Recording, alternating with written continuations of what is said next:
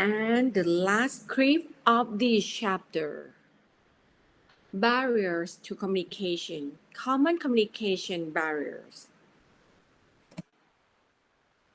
Word choice, confusing messages, poor choice of communication channel, interruptions, distractions, and distance. Okay. Ideal communication is straightforward. What makes it complex and sometimes frustrating are the barriers that interfere with communication process. Barriers to effective communication can cause roadblocks in your professional and personal life and be a major hurdle in achieving your personal and career goals. The first step to removing communication barriers is to identify them. This section will help you recognize and avoid common barriers that hinder communication. These barriers include word choice, conversing, message, information overload, interruptions, and distractions. Some barriers are easy to eliminate, and others take more time, practice, and study. Okay, guys, for the first one, word choice. Um, Word choice is a common communication barrier. Problem begin when people don't understand the word you are using, whether it's because of differences in work or personal experiences, age, education, gender, or culture. The problem continues when a word has more than one interpretation. Word meaning vary. Take the word spicy. For example, for one people, this word may have a positive connotation meaning zesty, zesty, while for another people it may have a negative connotation meaning blisteringly hot. However, a word like clock probably has the same meaning for everyone. Other words such as cheap and awesome could be interpreted in a variety of ways. Use precise words that are not likely to be misinterpreted. Think about the person you are communicating with as you choose your words. When you are in doubt about how someone is interpreting your words, ask. Feedback is your best tool when trying to mm, try to explain if others understand your message. Use words your listeners will understand or define any words you feel may be misunderstood. Be careful when using unfamiliar words. Look at how the words are used in context and check their dictionary definition. Next, colloquialisms. Words are phrased. They are often used in a geographical area and more informal setting and most common in conversation are called colloquialisms. These words often have multiple meaning and are also called slang. Okay. Um, Colloquialisms are inappropriate for formal writing and create barriers to communication for those not from the geographical area where the colloquialism originate for people from other countries. Please beware about this. Jargons. All workplaces have a specific language that is related to the work environment. This specialized language is referred to as jargon. Jargon is the technical terminology or characteristic words and ideas that belong to a specific type of work or field of knowledge. Jargon tends to be more challenging in government officers, engineering facilities, law office, and educational institutions. However, jargon can be unintelligible to someone new to any setting. Jargon takes several forms. It may be unfamiliar terms, acronyms, or shortened words. For example, a coworker might say to you, "Bring me a copy of the IFP." IFP. Even is explained that the acronym IFP stands for Request for Proposal. Request for Proposal. You still might not understand it without further explanation, right? Shortened words may also be confusing. Bring me to letter contract, but remove his sock, SOC, from it. This word means removing Mr. Letter's social security number from the contract. Hmm. Jargon also includes terms that sound familiar, but are defined differently in different fields. The word mouse means something entirely different if you work in the computer industry than it does if you are in the pest removal business. The language of each workplace is different and can be a barrier until you learn the jargon. As you begin a new job, please think you are the beginner.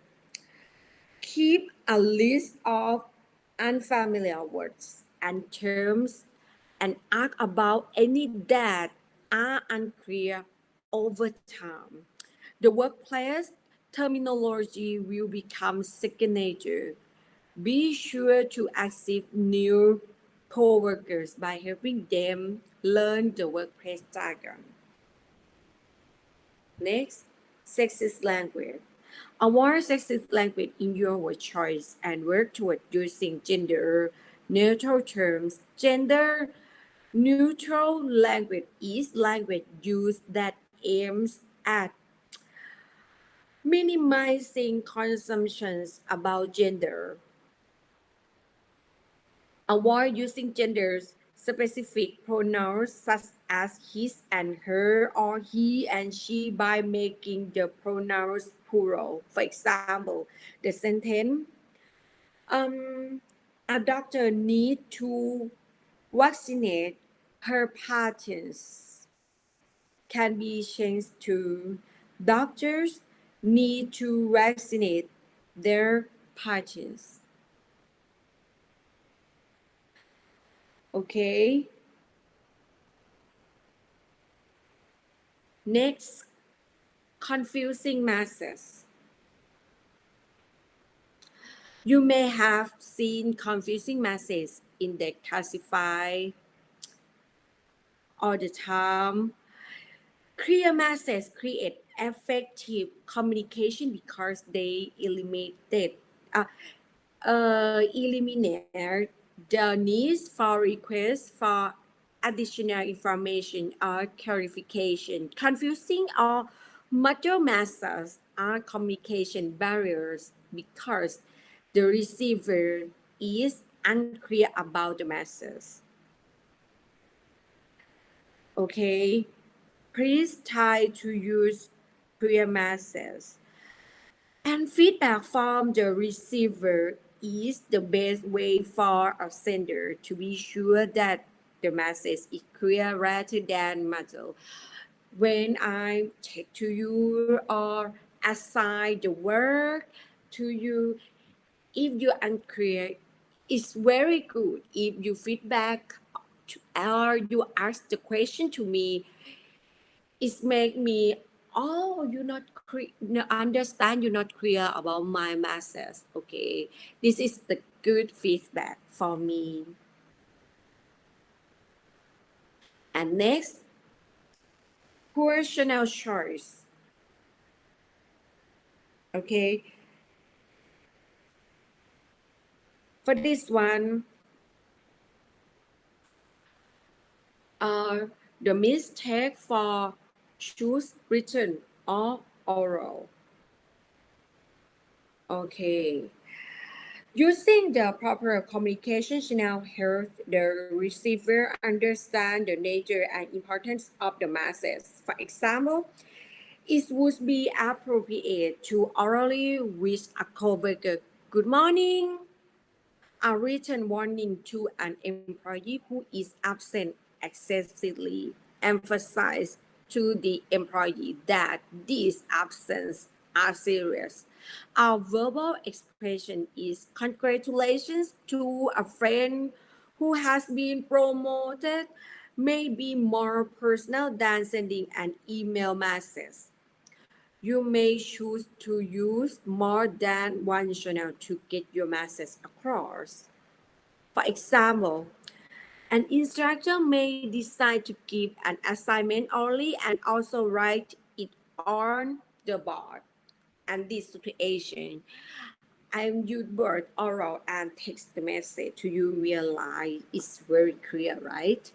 Using the wrong channel of communication can result in confusion and misunderstanding. A long conversation between a contractor and a customer about the installation of a new hot tub, with neither person taking note with more certainly result in confusion and misunderstanding. Using a training video or hand washing techniques along with a printed summary of key points help a new restaurant employee understand the importance of good sanitation practice.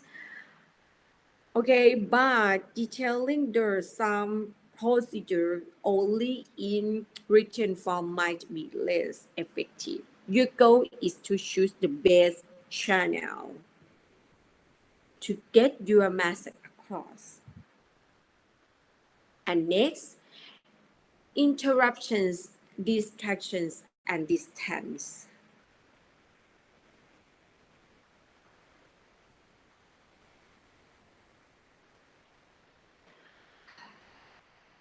Okay,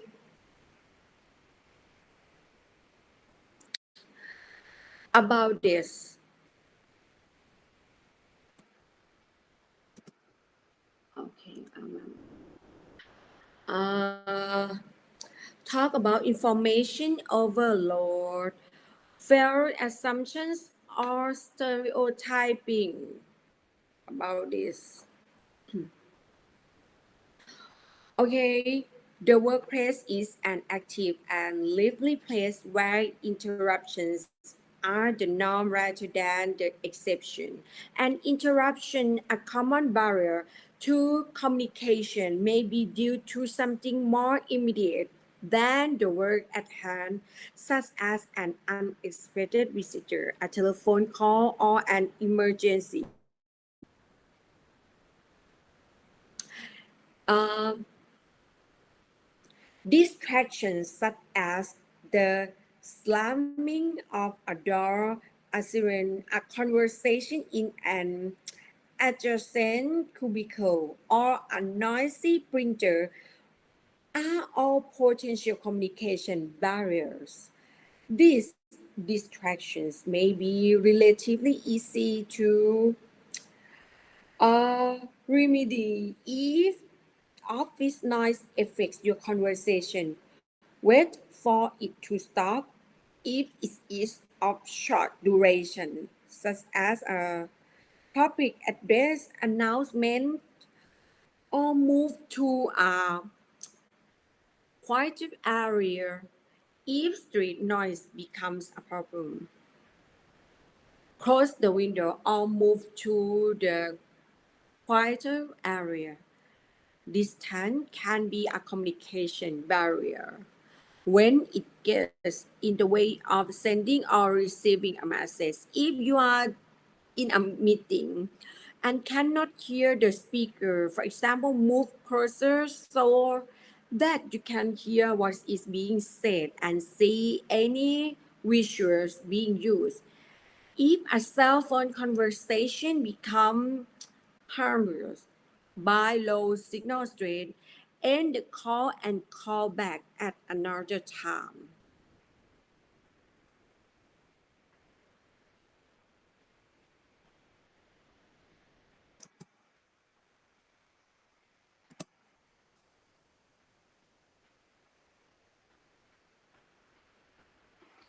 And next, this is the book. Please read this. And I think I talked about this already.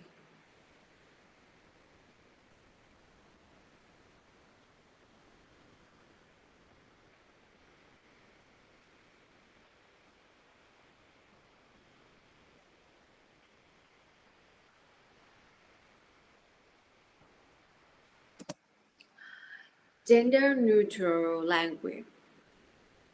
Gender neutral language aims at minimizing assumption about gender, avoid the use of men in occupational titles.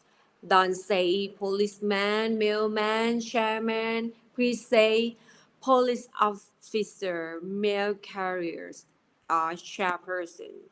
Avoid using gender specific pronouns such as his or her. Don't say a doctor needs that I talked already. Listen skills, barriers to listening, distraction, thinking ahead to what you want to say, mind moving too far, lack of attention, selective listening. Are you an active listener? Active listener, prepare to listen, are genuinely interested in what the speaker is saying and understanding what the message means. Have a confident, positive attitude.